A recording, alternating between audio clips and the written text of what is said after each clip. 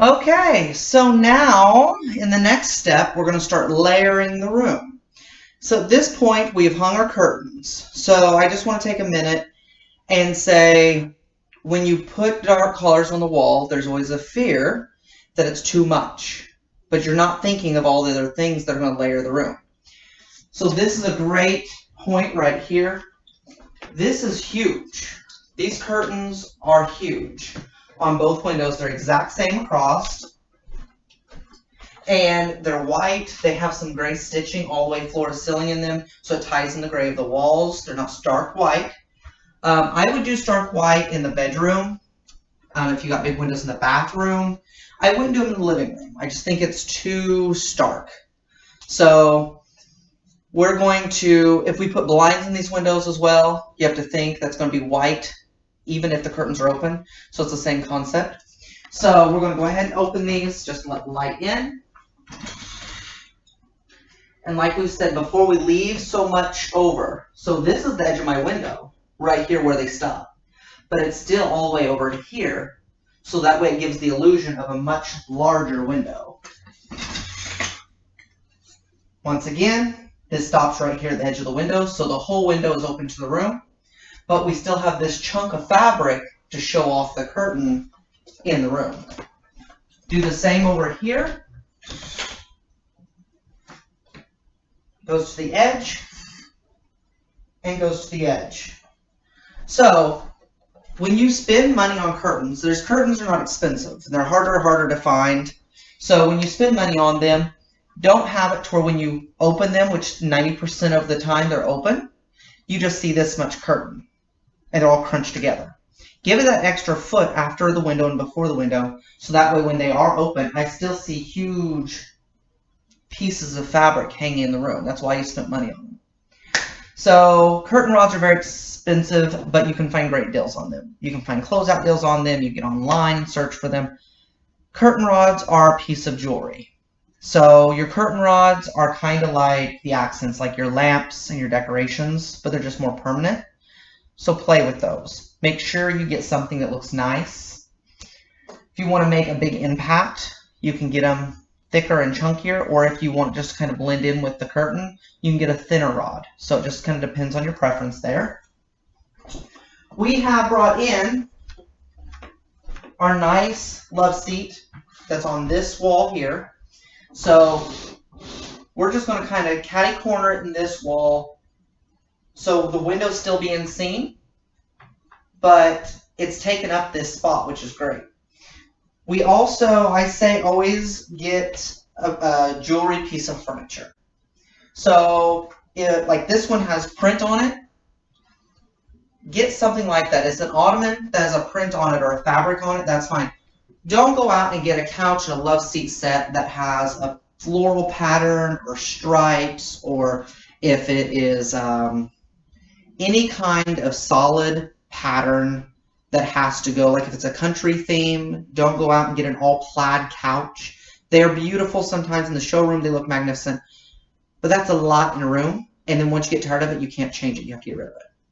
That's where you'll change out your pillows, your throws, the frame art, all that kind of stuff you switch out and create a whole new room for so much cheaper than getting all new furniture and a lot less headache. So we're going to take this chair and we're going to place it at the corner here of these curtains. So it just kind of flanks it, blends right in. There's plenty of room when you open the front door to open the front door. Behind it, of course, is a place for shoes or storage or whatnot. A lot of times people are afraid to put furniture that close to a door because they're like, oh, well, it's so intrusive. This has plenty of room. So try it, play with it, and see when you come in and out how it works. If it's the main recliner that's used, you might not like it there. And if that is the actual front door, since we do have a breezeway, it works for us. So play with it, try it, don't limit yourself. So we did that, and of course we're going to take our couch and we're going to bring it in too. I just don't want to block off our space all at once. So now we're thinking we're going to have our couch here. We have this love seat here. We have seating here. So we have 3, 4, 5, 6 in this room. Now, comfortably, whenever people get together on a couch, 2 people sit. Nobody ever sits in the middle. one in that chair, and there's going to be one curled up in this chair. So it's kind of one of those things, you just have to figure out what works for you. I like pillows that can be removed. Like all these, I just feel it's more comfortable whenever you go to snuggle in on your couch and your furniture. It's a thing that I feel makes the home more comfortable. So I always look for that whenever I shop for furniture. So over here in front of the window, we want to keep it somewhat open to where we can see in and out, but we are limited on space. So we're going to put the TV here. Now, if you're putting something like a TV in front of a window, we're not going to mount it. We move the furniture too much for too many different reasons. Have the piece of furniture be airy so you can see all the way through. If you put a big old chest there or a big old sofa table there that's solid wood and then put the TV, it just feels like you're building a wall in front of the window. So we picked a piece of furniture.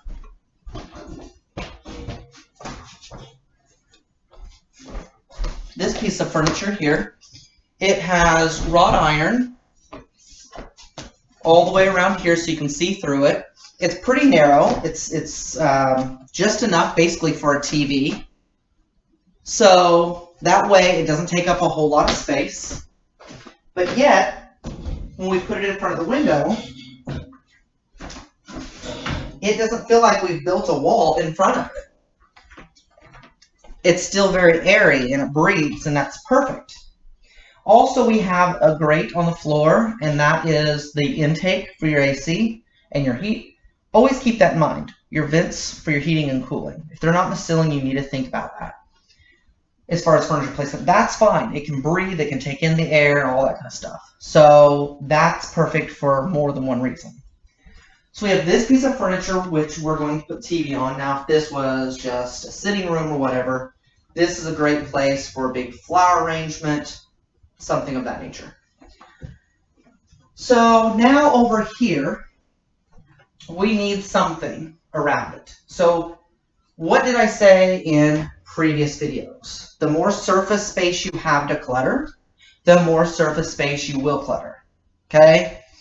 So in a small room, bedroom, or in a small living space, if it's your living room or your den or whatever, the less area that you can clutter with stuff, the better. Plus, a smaller furniture piece will make the room feel bigger too. So over here, we're going to have the TV. Whoever's sitting in this seat here will have room to put their drink, and we still have a little room to decorate if we wanted to for the holidays. So that's good. We don't need anything here. Over here, we need somewhere where when people are sitting here, they can have their drink. Also in this corner, to make it feel more comfortable, is a lamp. So lighting is a huge thing. Put as many lights on dimmer switches. Some of them are pricey. You can get bulk packages of dimmer switches online. Put as many of the light fixtures that you have in your home on dimmer switches. Trust me, trust me, trust me, it makes a big difference. You have your fixed lighting, which is in your ceilings or on your wall sconces. You have your uplighting, which can be on your cabinet tops, which can be behind your chair. We can do an uplight. And, you know, they have a lot of LED rope lighting now where you do underneath your bar, such like that. And then you have your lamps, which is your surface top lighting. So we're going to put a small table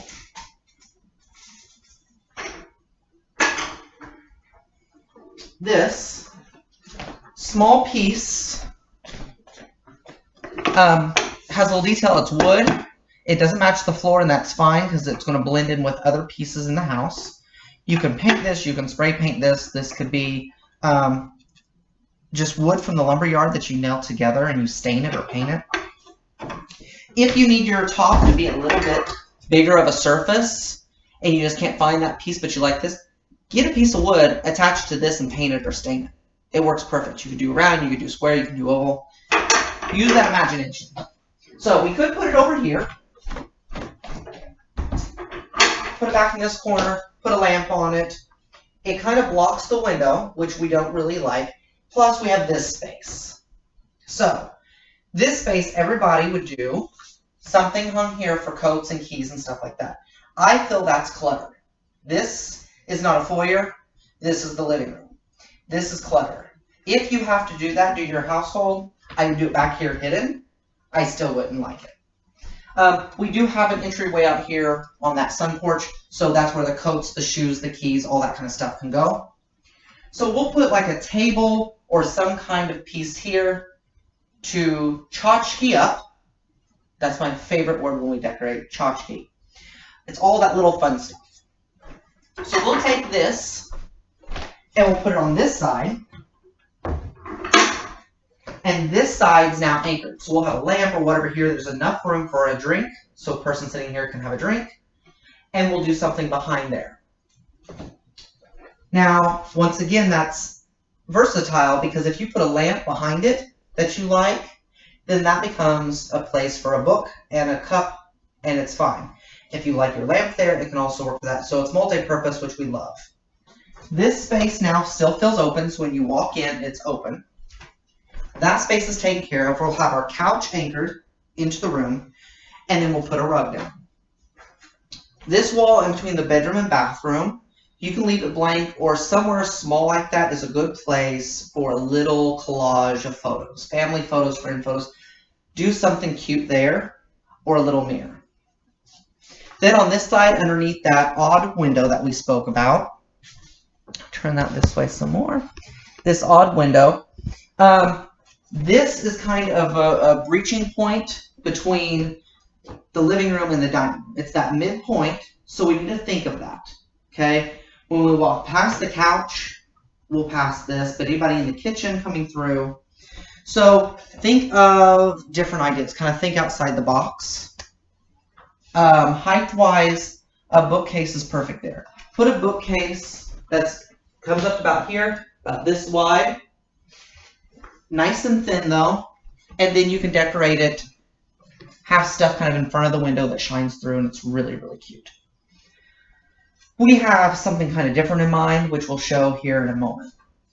So that's kind of, turn this back, kind